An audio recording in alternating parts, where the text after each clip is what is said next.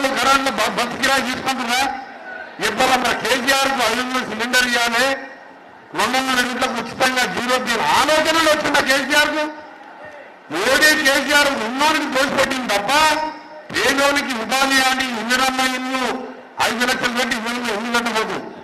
అందుకని ఇక్కడ ఉన్న వచ్చిన కాంగ్రెస్ పార్టీ నాయకులకు కార్యకర్తలకు మల్లన్న అభిమానులకు కానీ మనం అందరం కూడా మంచి గతంలో ఎక్కడి కని రీతిలో మల్లన్న మెజార్టీ ఉండాలి.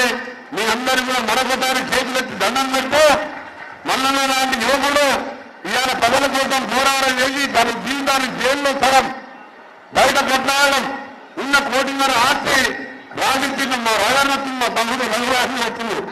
దాని సమయానికి రగ్గారు బయట రండి నన్ను ఎగిరా ఇందులో పోరాటం చేస్తుంది నువ్వులో ఎమ్మెల్సీ కావాలి.